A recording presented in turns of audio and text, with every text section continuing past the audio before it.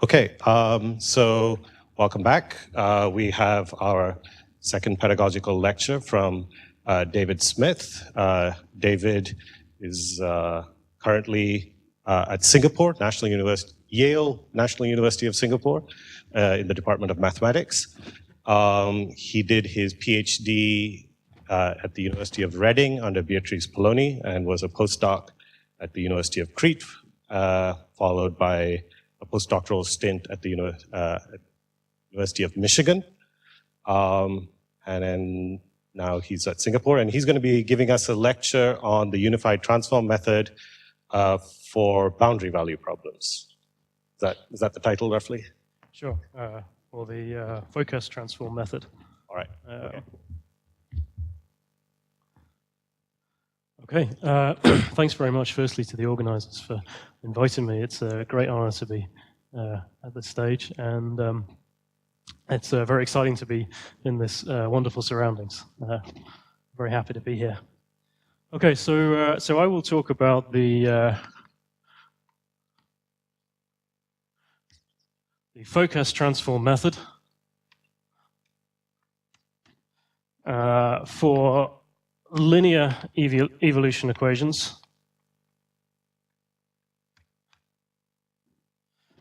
in 1+1 spatial dimensions. Sorry, 1+1 dimensions, one space, one time. So this is also known, and I think was in fact billed as the unified transform method. The two terms are very much interchangeable.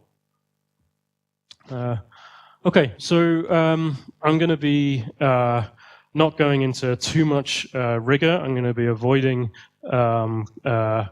questions of regularity in particular, in order to get a feel for how things work. Try to give you an overview rather than getting into all of the slightly more technical details. That's going to be my approach.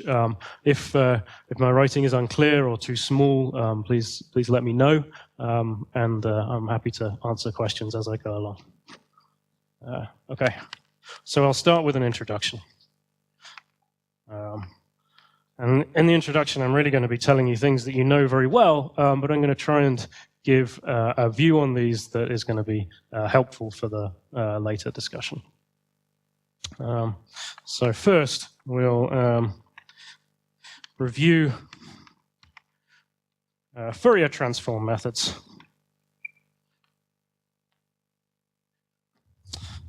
for linear evolution equations.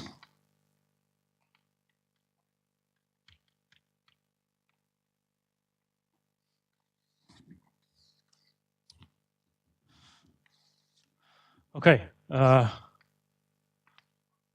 Let's consider the full line problem for the heat equation.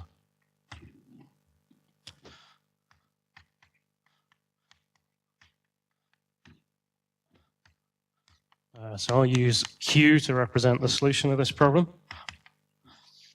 We're going to need an initial condition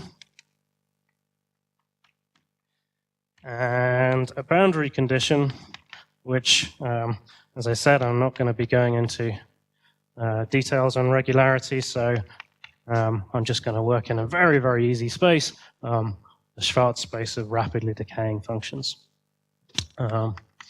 So xt here are in the reals across some finite time 0t, and recall the Schwarz space is just the space of smooth functions on the real line,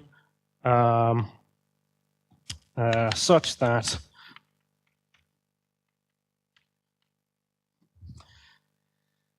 if you take the limit as x goes to infinity of any polynomial multiplied by any derivative of the function, you get 0. So it's rapidly decaying, it's decaying faster than any polynomial, and it's smooth. Okay, so we all know how to solve this problem, right? We take the Fourier transform in space.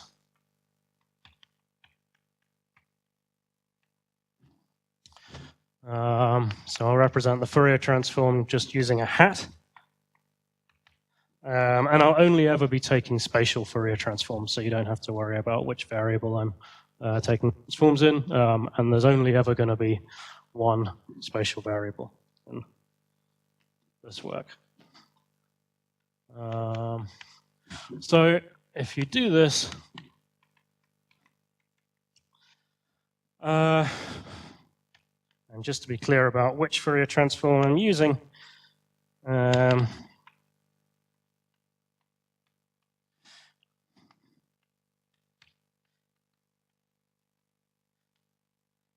just using e to the minus I lambda x, p of x dx.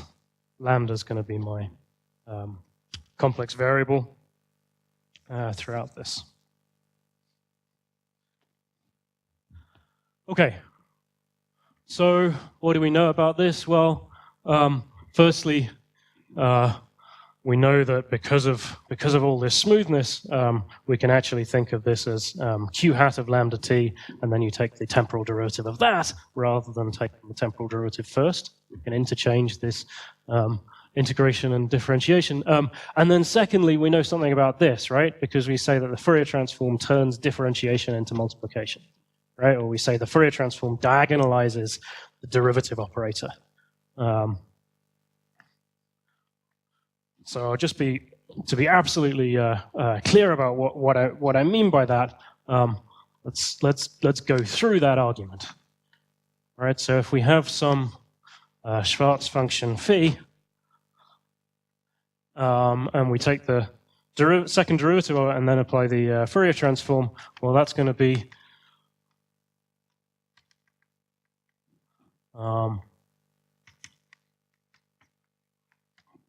this guy. So integrate by parts twice, and we get e to the minus I lambda x, phi prime of x plus I lambda phi of x, from x is minus infinity to plus infinity, minus lambda squared times the Fourier transform. So this is the thing that we're expecting to get, right? What happens here? Well, it just goes to 0. Why does it go to 0? Because you have to understand these as limits, and we're working in the Schwarz space, so phi and its first derivative both go to 0 in the limit. So this really works because phi is in the Schwarz space. And of course, you don't need anything like this amount of continuity here. The point is the limits, right? So really, we're using the boundary conditions part of the Schwarz space to get this identity working. Okay? All right. So that means substituting this idea into here, we get this ODE in time for q hat of lambda t. All right. So let's solve the ODE. When you solve the ODE, you get q hat of lambda t is e to the minus lambda squared t, q hat of lambda 0. But then this is the Fourier transform of the solution at time 0, right? But here we are. We know about the solution at time 0. It's just the initial datum. So we're really actually talking about the Fourier transform of the initial datum. So this is e to the minus lambda squared t Apologize for that. Q naught hat of lambda. Okay, well, now we've got an explicit expression for the solution, or sorry, I've got an explicit expression for the Fourier transform of the solution in terms only of the data of the problem. So just take the inverse Fourier transform, and here we go. There's our solution. E to the I lambda x minus lambda squared t q naught hat of lambda d lambda, just by the inverse Fourier transform. Okay. So we solved the problem. And this was all done under assumption of existence of Q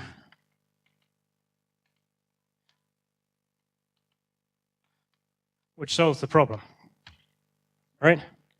If we hadn't made that assumption, then this would have been nonsense. We had to assume that to begin with. Okay, but then once we assumed that, and we had to assume that Q was regular enough as well, I guess,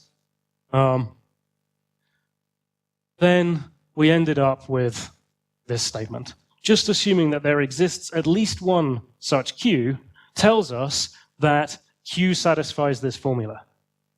And this formula is explicit. Therefore, there is only one. Right? So we've used an assumption of existence to get a solution representation, and for free we got uniqueness.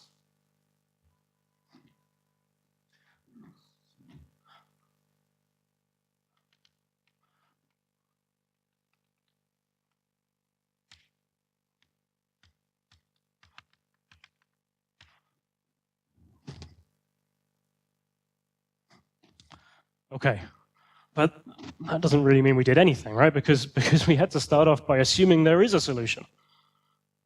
So maybe we should check that there is a solution.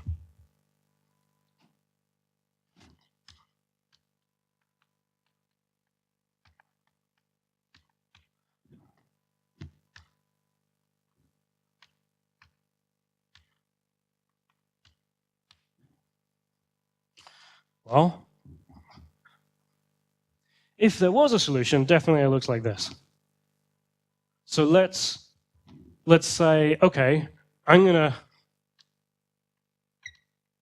define U using this formula, right? It is 1 over twice pi integral minus infinity to infinity e to the I lambda x minus lambda squared t times the Fourier transform of the initial datum. Of course, I got the formula from here, but the providence is irrelevant, right? I've just decided I'm going to define U in this way. Okay, so now what I can do is show U solves the problem.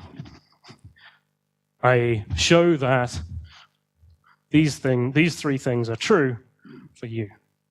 If we can do that, then we've a posteriori justified existence, and therefore our argument follows through. We've got a solution representation, and we've got uniqueness as well. Okay, well, that's not so hard to do, because if you just evaluate this at t equals 0, you get 1 on twice pi integral minus infinity to infinity e to the I lambda x q naught hat of lambda.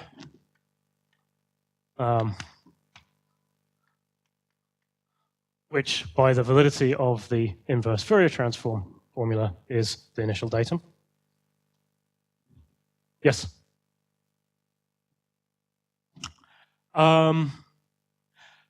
Okay, the ultimate aim is to show that there exists a function that solves this problem. Okay? Now,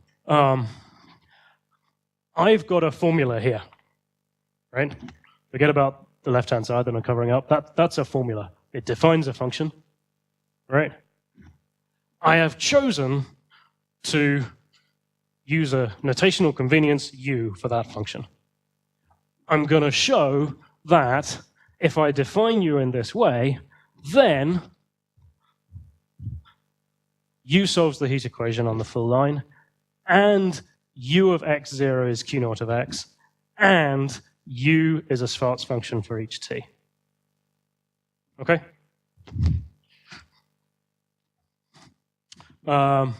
So there's the initial condition.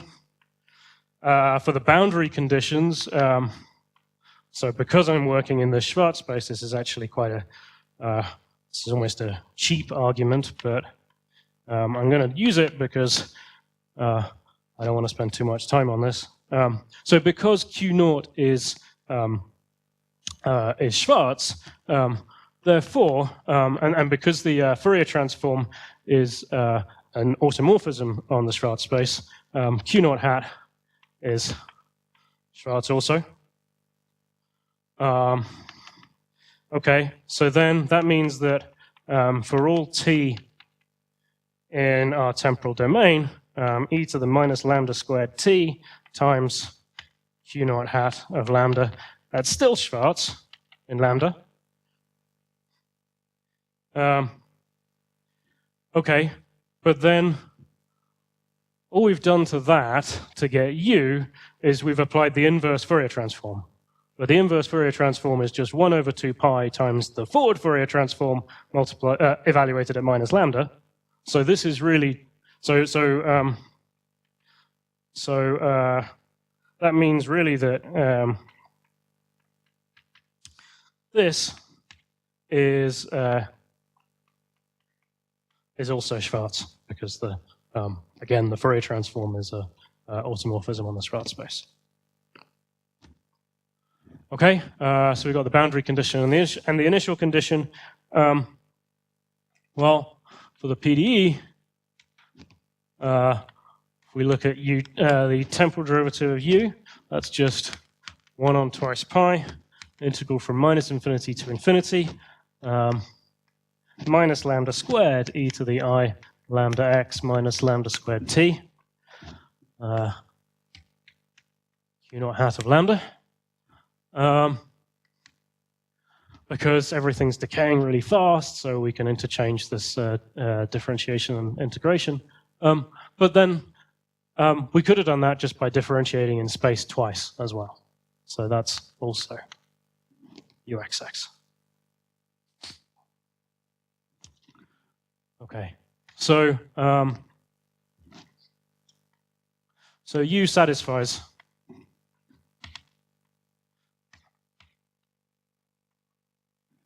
the problem. So we've got existence. So by the earlier argument,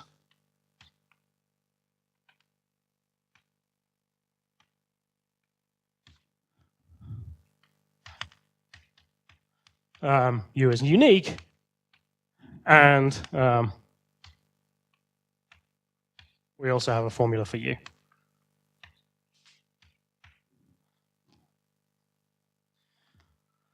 And we can have a discussion about what's the best formula, right? This is in terms of a double integral, so maybe it's going to be a bit of a pain to work out. But it does have the advantage that its x and t dependence is very simple. So in some ways, this is going to be a great formula, and in other applications, it's maybe not such a great formula. But we've at least got a formula, and we could produce another one that we might prefer from it.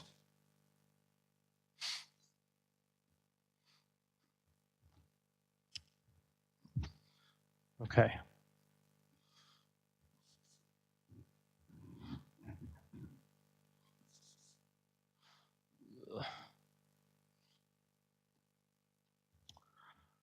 Okay. So now let's try and do this for the half-line problem. So now we're going to be working on 0 infinity. What do we want here? So this is no longer the Schwarz space on the real line. Now we want the Schwarz space on the positive half line. And this is defined in a similar way.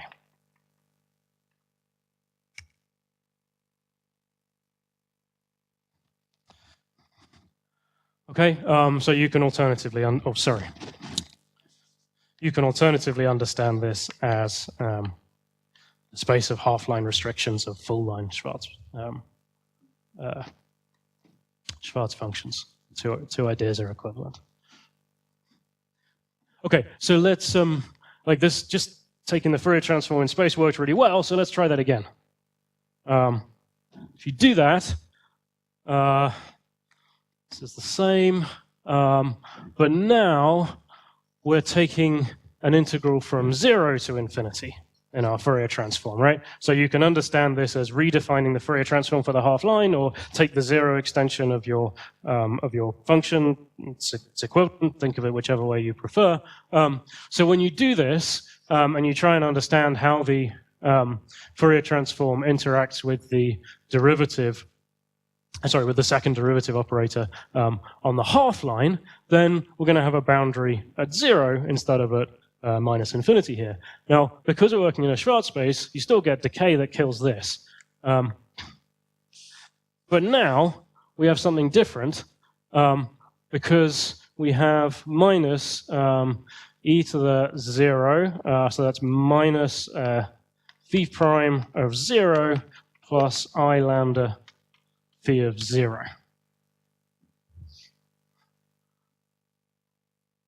Huh.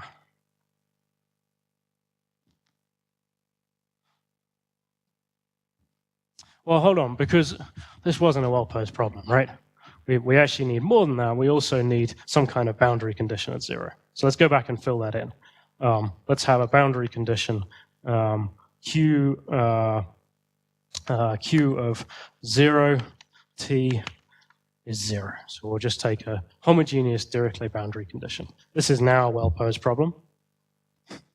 So that means that if phi is not just in our Schwarz space, but it's in our Dirichlet Schwarz space, then this is gone. But this isn't. And it can't go. Right? In order to get rid of this, you need to impose a Neumann condition as well, and you'd have an overspecified problem. So, well, maybe we could proceed and just sort of try and fix it. But your ODE, this is not the right ODE anymore. It's a more complicated ODE, and it's going to take some work, some significantly more work than we've been doing in the first version. So traditionally what we do is we say, okay, forget about that. This was the wrong thing to do. Don't take the Fourier transform. Instead, take the Fourier sine transform. Okay? So if you take the Fourier sine transform,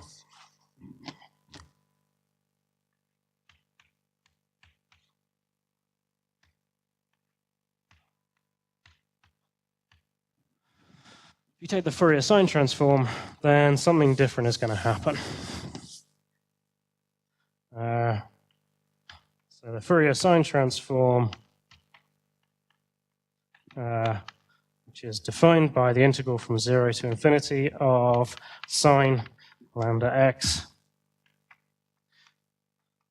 d of x dx, then,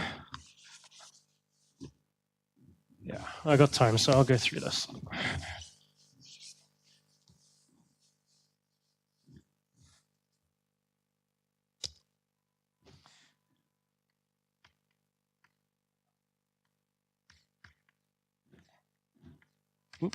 So how does this interact with the second derivative? Or rather, how does this interact with the second derivative and Dirichlet boundary condition? Well, we're looking at the integral from 0 to infinity sine lambda x phi double prime. So integrate by parts twice, and you get sine lambda x phi prime of x minus lambda cosine lambda x phi of x, evaluated at x is infinity minus x is 0, minus lambda squared times the Fourier sine transform of phi. Okay. Well, phi is still in our Schwarz space, so the decay at infinity is assured. So we just need to worry about what's going on here. And what do we get? So 0 from the infinity term, and then at x equals 0, we get minus sine 0, phi prime of 0, plus lambda cosine of 0, phi of 0, minus the bit that we're kind of expecting to keep.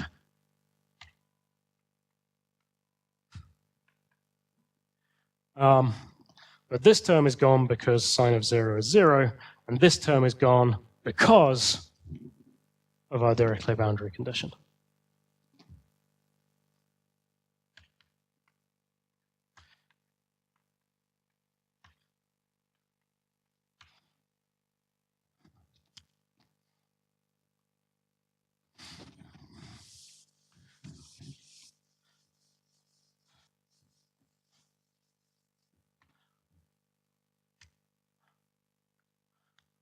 So we get a nice, simple ODE in time, just as before.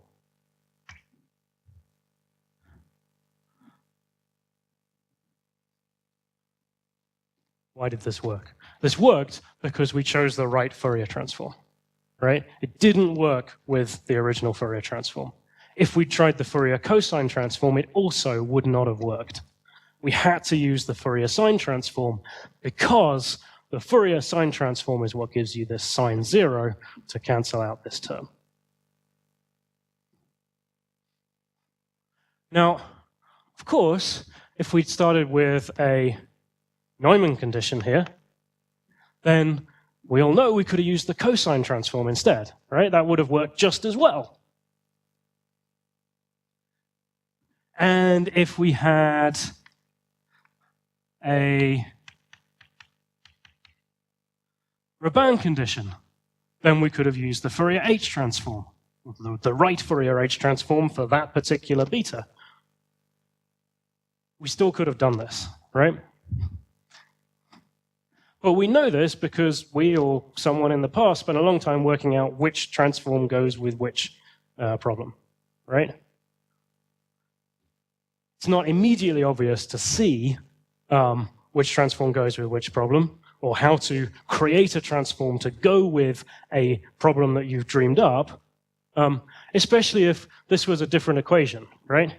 I guess if you're working on the half line and you only have a second derivative here, then Dirichlet, Neumann, Ramanujan, that's all you can do. But if you had a higher order spatial, an equation of higher spatial order, then you have much more complicated boundary conditions can come in, and it's going to be more difficult to work out how to do this.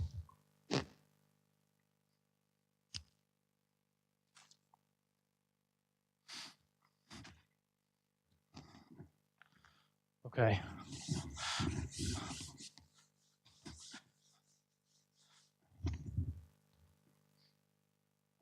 So, conclusions from what we've seen so far.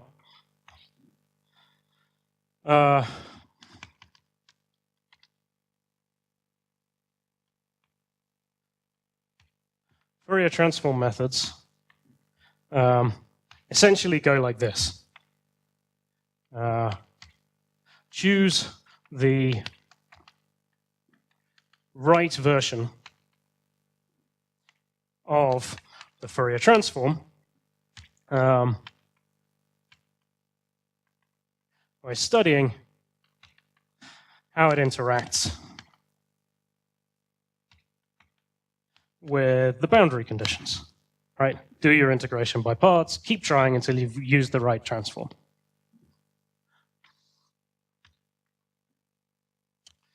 Two, then we start the real formal part of the method, which is to assume the problem has a solution.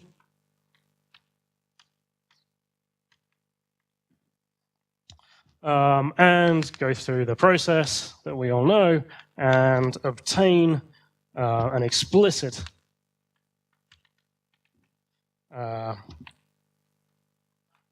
formula representation and get unicity for free. And then finally take the formula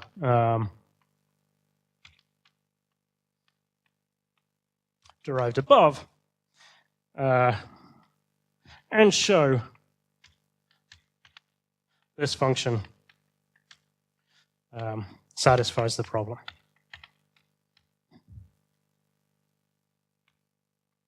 Which typically you have to do by fairly sort of brute force arguments.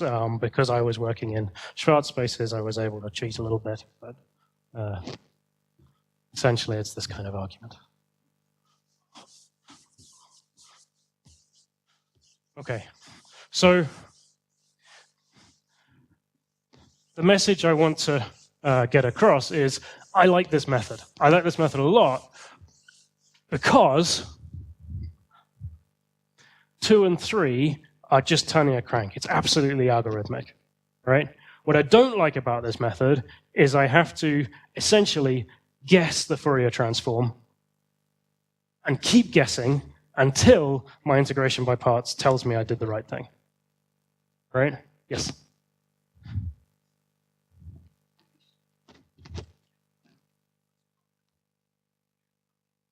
Absolutely, yeah. That's definitely another way of doing it. Absolutely.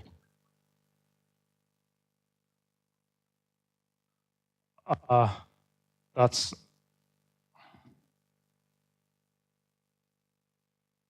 I guess you take a combination of an odd and an even extension with the coefficient being beta or 1 over beta, maybe, something like that. Yeah, so I'm trying to think of this not as take an extension to a larger domain. I want to really study it on the domain in which we're given. And part of the reason for that is I want to be able to make this work on finite intervals eventually. And how you take the extension onto finite intervals is a little bit less clear. Okay. Okay. Speaking of which,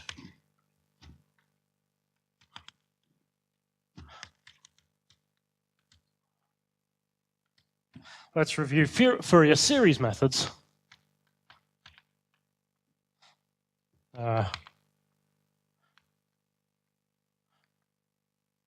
For linear evolution equations.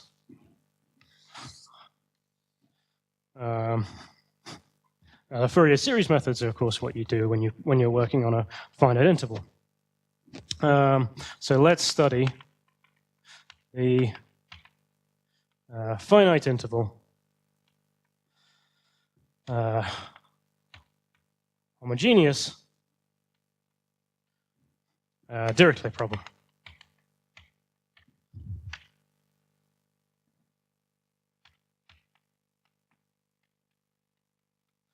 So this is the heat equation again. And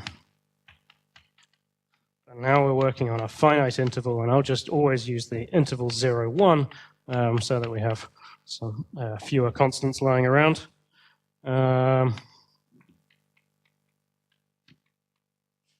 We still need an initial condition, and then we'll have 2 boundary conditions, and I'm just taking the homogeneous Dirichlet boundary conditions at the left and the right. And this is the point where I'm going to stop caring about regularity. So I'm just going to say, let's assume our solution is as smooth as we need it to be, and you can, and if you're interested, you should go in and fill in all the details, but my feeling is that the exciting stuff doesn't lie in those details, so I'm not going to spend time on it. Okay.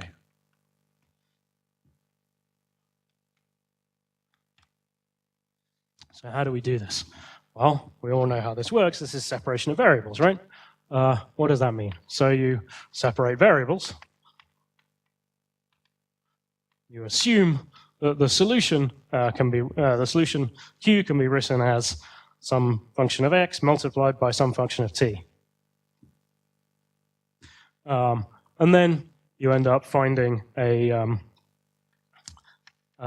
ODE for the equation, sorry, for the function depending on t, and you get a Sturm-Liouville problem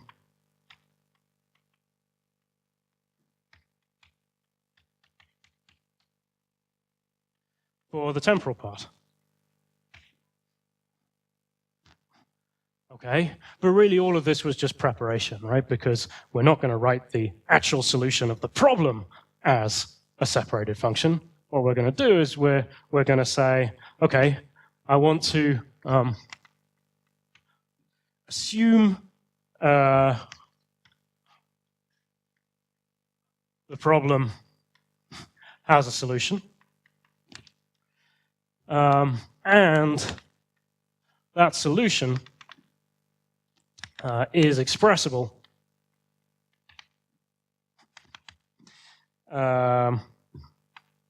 as an expansion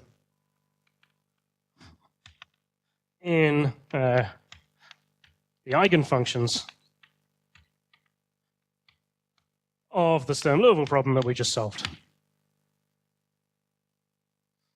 Or in more modern language, we say we assume that the eigenfunctions of the Sturm-Liouville problem are a complete system.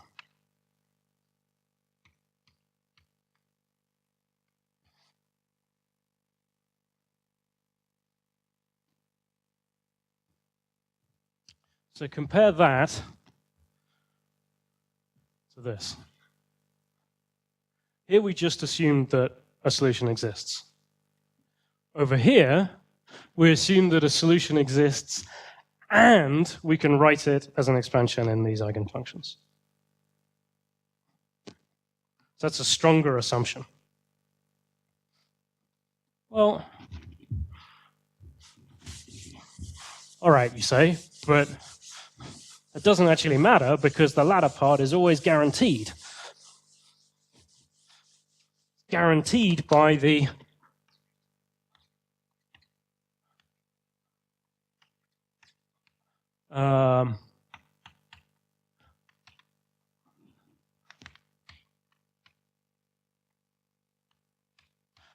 classical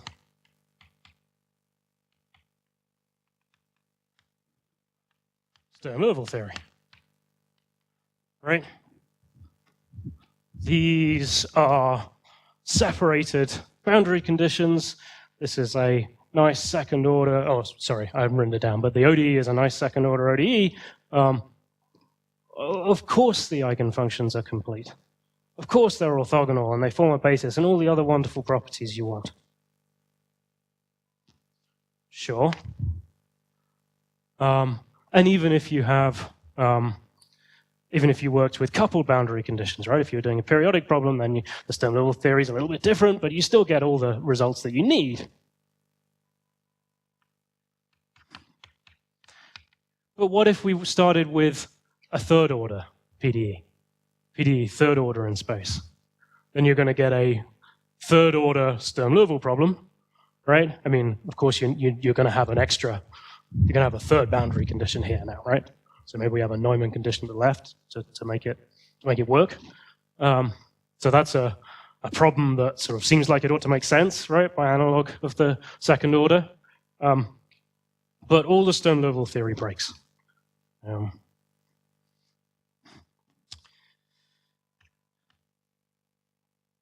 This breaks for third order in space problems. And if you want to see a beautiful description of that, have a look at Jackson's, Dunham-Jackson, this is his 1915 paper, and also the paper of his student from 1918. And you'll see that if you take the absolute simplest third-order extension of this problem, so if you just do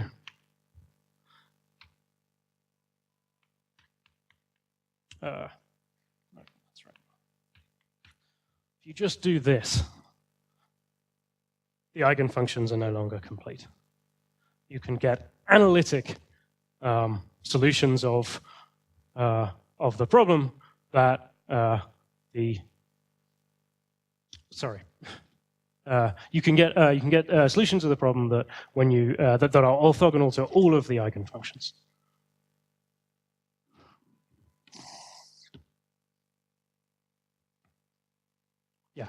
Analytic solutions of the problem that are analytic to that are orthogonal to all of the eigenfunctions.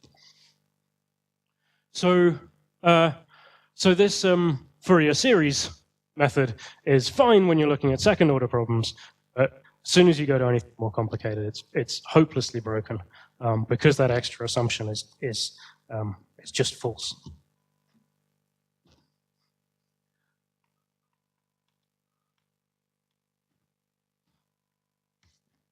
So what can we conclude?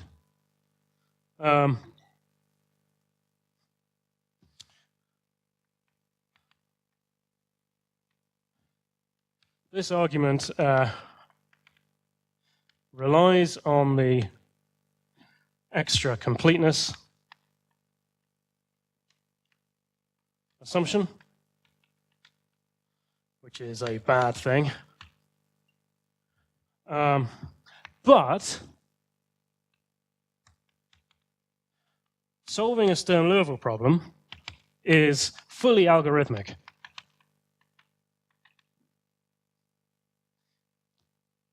Right?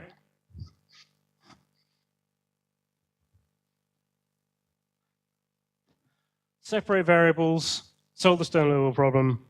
You can all do that. There's no guessing. There's no trying something and checking if it works. This is just done absolutely algorithmically. And that's the equivalent of this.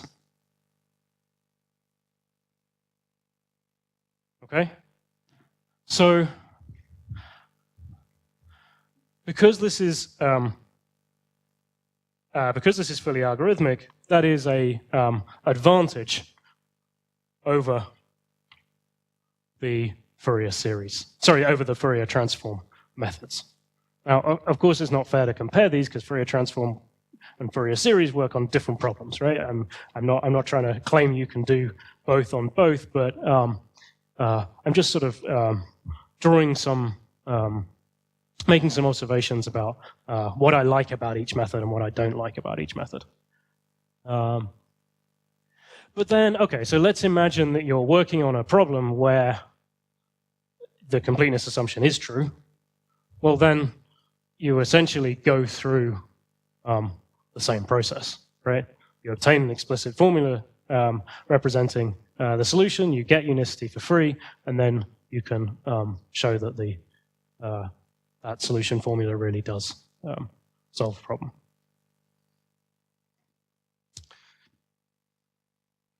Okay.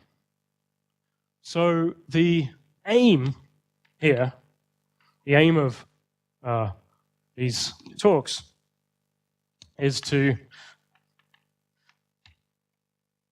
devise a method which is applicable to finite interval problems.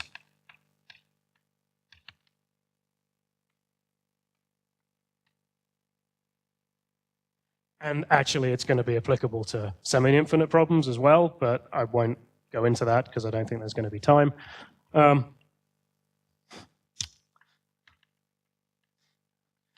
Without the completeness requirement.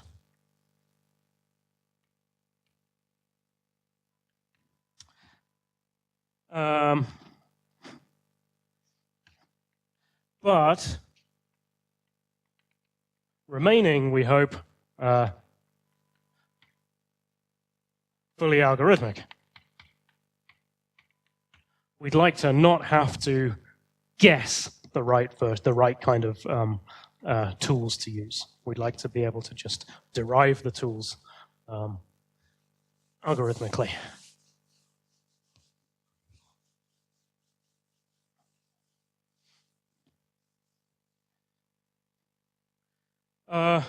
And hopefully, we'd like it to work, not just for second-order problems, right? We want it to work for problems of arbitrary spatial order,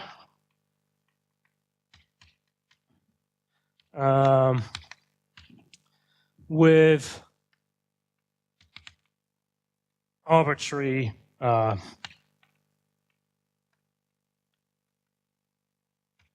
linear two-point boundary conditions.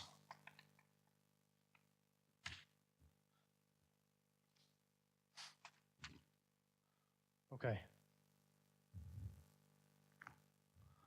So this is what we're going to try and do.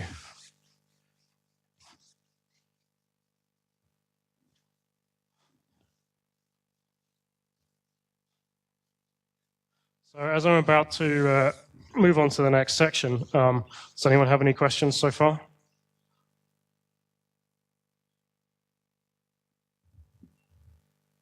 Yes, this is for linear, yeah.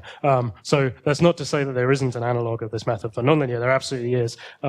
But firstly, I'm not really an expert in that. And secondly, I think to really do that justice, it helps to really understand the linear first. Yeah.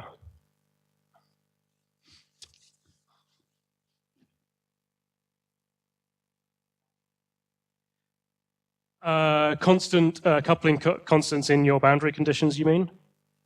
In the equation, yes. Yeah. So it's I should be more clear. For linear evolution equations in 1+1 dimensions, constant coefficient. In fact, I'll have all coefficients as 0, so the spatial differential operator is equal to its principal part. There's no lower order terms in your equation.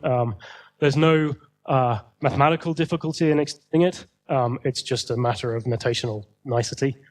That's why I'm going to present it in that setting. Okay.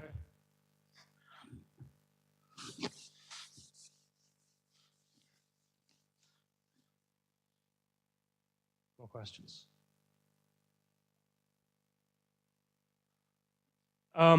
Yeah, I don't have a precise definition for that. I mean, so okay, you know how to solve a Sturm-Liouville problem.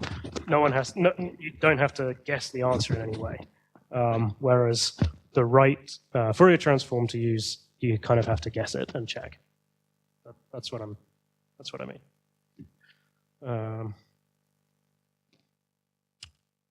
Okay.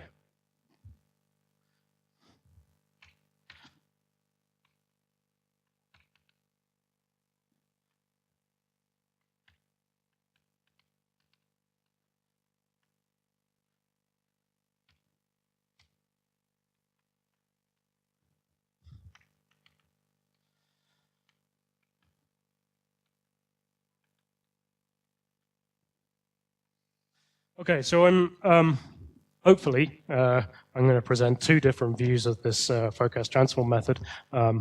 Firstly, I'll spend much of the next few lectures describing the sort of ad hoc method, which is where you sort of derive your equivalent of transform inverse transform pair as you go along.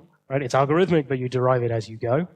And then if we have time at the end, then I'll show you a way to just look at your problem and instantly construct the Fourier transform inverse transform, sorry, it's not a Fourier, I guess it's a Fohas transform inverse transform pair explicitly without having to go through a derivation. But most of the time is going to be spent on section 2. Okay, so I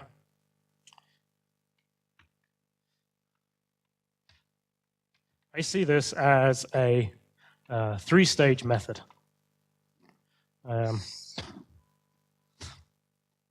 It's not exactly paralleling the 3 stages of the Fourier transform method, but somewhat similar. So here we're going to view the method as an ad hoc extension of the Fourier transform method, because the right integral transform to use is not yet known. So we're gonna derive it as we go along.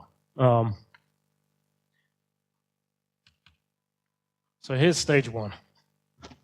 So not all of this is going to make sense exactly as you until you see how I implement each of these stages, but I want to give you some kind of overview of what we're going to do in each stage before we get started.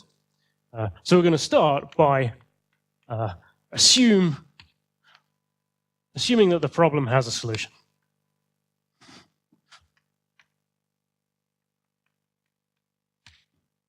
Okay?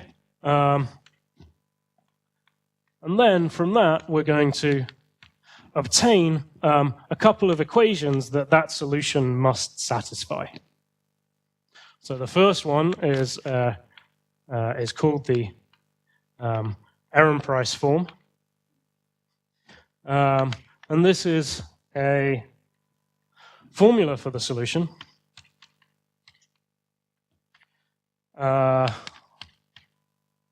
In terms of complex contour integrals of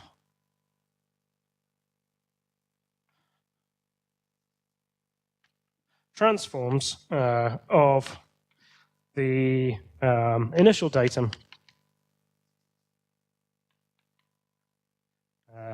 and boundary values. So by boundary values, I don't mean the boundary data. I mean, so if we're doing the Dirichlet finite interval heat problem, for example, then we will have the solution evaluated at each side and the spatial derivative of the solution evaluated at each side. Those are our boundary values. So this kind of seems a bit like what we did in the Fourier transform, right? Except that we didn't need boundary values because, of course, there were no boundaries. We had a integral representation. We had a solution representation in terms of a contour integral. Okay, that contour was the real line, but it was still a contour integral of the Fourier transform of the initial datum. Okay, so now we've got some extra things showing up, and the contours of integration are going to be more complicated than the real line, but there's some kind of analogy going on here. And then the second thing we want to obtain is the global relation, as it's called, which is an equation relating transforms of the solution on the various boundaries of the space-time domain. Okay? So this is something that we didn't, well, we sort of did have before, because it was sort of before we took the inverse Fourier transform. It's going to turn out it was sort of the solution of our ODE, but this time it's a bit more complicated. Okay, so stage 2, continue under the existence assumption.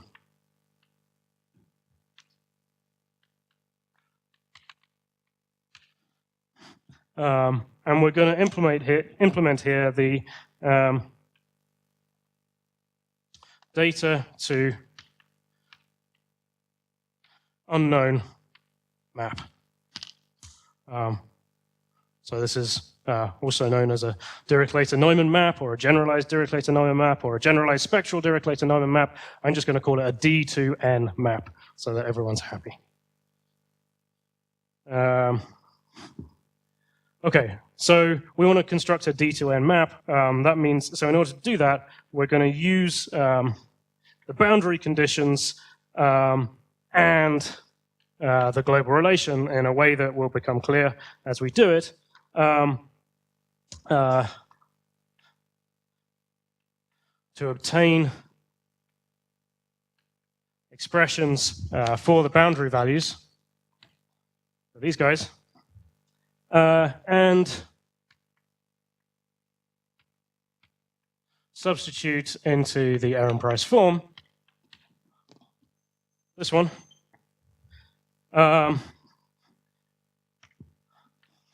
and after that we have an effective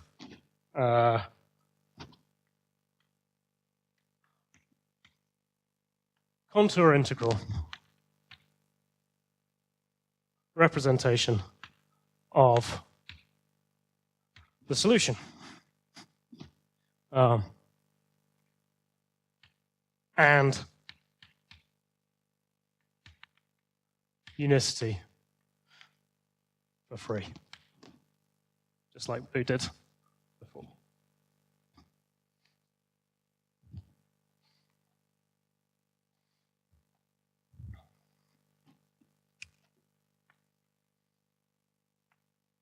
Okay, so then the third stage is really exactly the same as the third stage for the Fourier transform problems.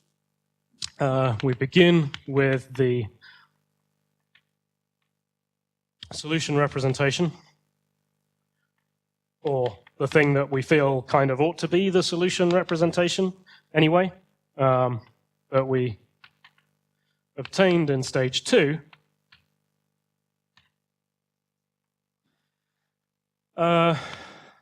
But treat it as a formula of irrelevant providence.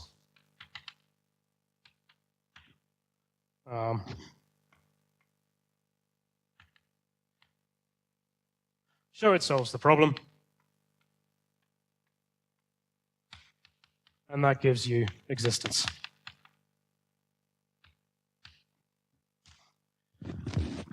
Okay, so these are the 3 stages of our method that we're going to be working on. And I'll stop there. Thanks very much.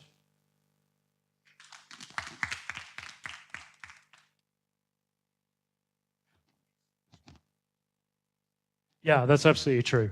So I'm only working in 1+1 dimensions, and there's a good reason for that, which is that this method is, I think it's fair to say, it's not as effective in more than one spatial dimension.